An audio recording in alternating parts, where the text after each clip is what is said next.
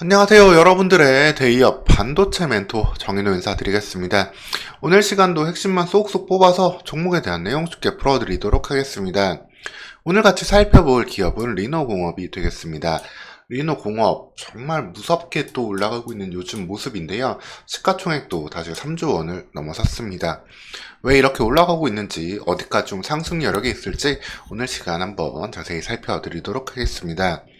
그리고 데이업에서는 이처럼 상장되어 있는 전 종목에 대해서 각각의 담당 멘토가 찰싹 붙어서 끊임없이 여러분들에게 정보 전달해 드리고 있으니까 여러분들 해당 영상들도 다른 것들도 다 확인하셔서 여러분들 수익 보는데 활용하시길 바라겠습니다. 리노공업 시작하겠습니다. 리노공업 같은 경우에는 이제 신고가였던 적이 21만 6,700원이었는데요. 현재 그 부근을 거의 목전에 두고 있는 모습입니다. 왜 이렇게까지 최근에 올라가고 있는지, 어느 어떤 포인트가 있는지 말씀을 좀 드릴게요. 일단 지금 가장 화제가 되고 있는 거는 이 부분이다라고 보시면 되겠습니다. 서버 대신 온 디바이스라는 개념이 요즘 들어 많이 나오고 있는데요. 이 온 디바이스 관련해가지고 리노공업도 소외주로 들어간다라고 보시면 되겠습니다. 이 온 디바이스라는 개념에 대해서 아주 간단하게 말씀을 좀 드리면요. 우선 갤럭시 24를 먼저 얘기로 들 수 있겠습니다. 온 디바이스, 즉 기기 상태에서 AI를 역할을 한다라고 보시면 되는데, 갤럭시 S24에 드디어 AI 칩이 별도로 나와서 출시가 되게 됩니다. 그래서 그전에는 AI 활동을 서버에서 데이터를 받아왔잖아요. 근데 온 디바이스는 여기 서버와의 연결 없이 기기단에서 AI 역할을 수행한다라고 보시면 됩니다. 이 안에 개별 AI 칩이 들어와가지고 사용자만을 위한 AI 학습과 서비스를 제공한다라고 보시면 되고요. 이를 통해서 통화에서의 번역이라든가 코딩, 그리고 사진의 고해상도 리마스터링 이런 등의 기능을 제공한다라고 하고 있는 갤럭시 S24가 되겠고요.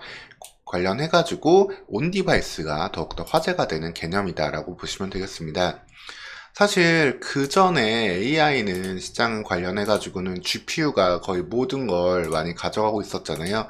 엔비디아 GPU가 시장을 다 잡고 있었는데, 이 부분을 NPU라는 칩이 일정 부분 대체할 수 있다라고 보시면 되겠습니다. 이 NPU 같은 경우 기기단에서 이루어지는 인공지능이기 때문에 굳이 이 GPU를 쓰지 않아도 목적에 따른 효율을 높인 반도체 칩셋 NPU를 통해서 역할을 할 수 있다고 보시면 되고요. 온 디바이스가 자리를 잡게 되면 NPU 수요가 늘어나고 관련된 시장 기대감을 받게 된다는 리노공업이다라고 보시면 되겠습니다. 왜냐하면 CPU, GPU는 이미 엔비디아가 독점을 하고 있잖아요. 그래서 그쪽 시장은 사실 간단해요. 그냥 엔비디아 거 대량 생산을 하고 있는데, 근데 이 NPU는 현재 만들고 있는 기업이 상당히 많습니다.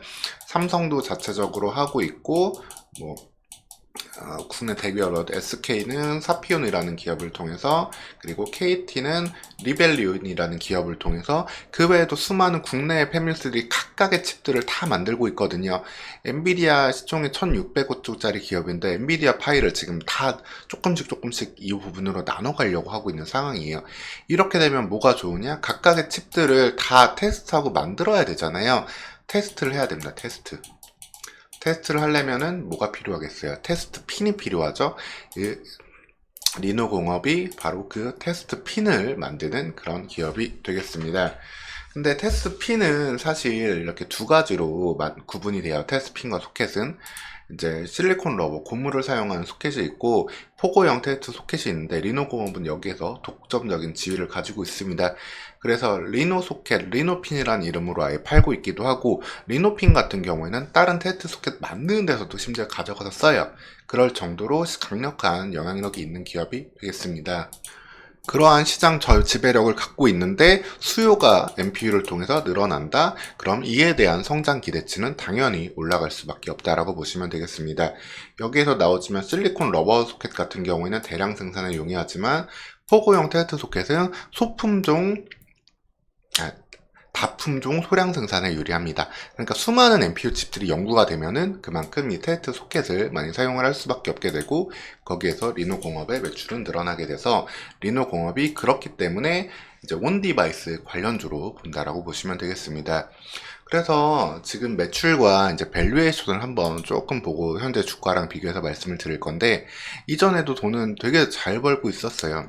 예전에도 돈을 많이 벌 때는 영업이익 1000억 이상, 그 당기순이익도 1000억대를 기록하고 있었고, 올해 같은 경우에도 여전히 1000억대를 볼 수 있는데, 올해 같은 경우에는 사실 일정 부분 반도체 시장이 조금 위축이 됐었잖아요. 물론 저런 비메모리 쪽은 영향을 좀 덜 받아서 그럼에도 불구하고 견조한 실적을 냈지만, 2024년에는 업황 자체가 조금 더 풀리기 때문에 이 부분 실적이 1200억대까지로 올라올 거다라는 기대는 충분히 할 수 있고요. 여기에 현재 밸류에이션이 25배 정도 받고 있는데, NPU 시장에 대한 기대감 등을, 그리고 통신칩에 더욱더 전환 기대감, 이런 여러 가지 기대감들을 더하면은 이 밸류에이션은 한 30배까지도 늘려서 줄 수 있다라고 보시면 되겠습니다. 그러면 쉽게 보면은 시가총액 3조 6천억까지 좀 볼 수 있게 되고, 주가로 레벨로 보면은 한 24만원까지 볼 수 있다라고 보시면 되겠습니다. 즉, 한 번에 이 신고가를 좀 돌파할 수 있는 내년에 실적 잠재력이 있다라고 보시면 되겠습니다. 다만 여기 월봉을 봐도 보이지만 11월 달 같은 경우에는 거의 50% 가까이 올랐어요. 없던 걸 만들어내는 기업이 아니기 때문에, 있는 걸 팔고 있는 기업이기 때문에 이러한 주가 상승률은 사실 단기적으로는 충분히 부담이 되는 부분이다라고 볼 수 있고, 어느 정도 주가가 큰 폭으로 빠지진 않겠지만 한 짧으면은 한 2, 3주, 길면은 한 한두 달까지도 기간 조정 정도는 좀 거칠 수 있겠습니다. 그래서 내년 연초까지 주가 레벨은 한 19만원 선에서 한 21만원, 20만 5천원 선에서 좀 기간 조정을 좀 거치다가 갤럭시 24가 원동력이 됐든 아니면 다른 이슈가 나올 때 한 번에 강한 폭발을 좀 기대해 볼 수 있는 턴이라고 보시면 되겠습니다. 그래서 갖고 계신 분들 같은 경우에는 크게 주가가 이탈하지 않고 악재 나오지 않으면은 19만원 정도 지지 보면서 편안히 가져가실 수 있고, 없는 분들은 또 19만원까지 눌러준다면은 그 부근에서 천천히 좀 내년 초까지 사모으면서 한 번에 추가적인 주가 상승을 기대해 봐도 된다, 이런 구간에 있는 상황이다라고 보시면 되겠습니다. 그래서 리노공업 같은 경우 상당히 탄탄한 기업이에요. 진짜로 저 테스트핀, 텔트 소켓 같은 거를 자기네들 이름을 유일하게 붙여서 팔고 있을 정도로 하는 거니까요.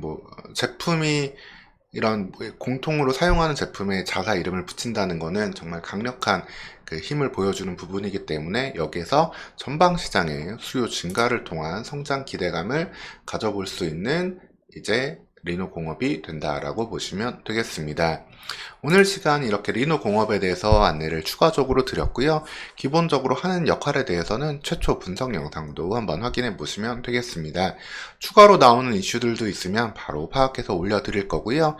그리고 여러분들 영상 잘 보셨으면 좋아요, 구독도 한번 부탁드리겠습니다. 감사합니다.